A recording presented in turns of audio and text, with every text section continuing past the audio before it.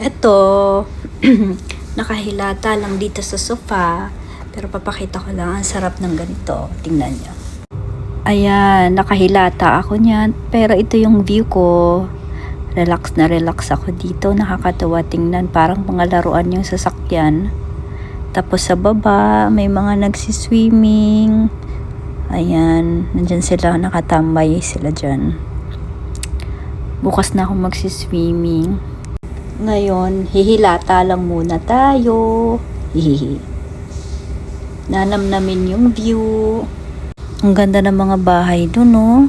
Mga expat yata yan. Zinom ko yung white na yan. May garden siya.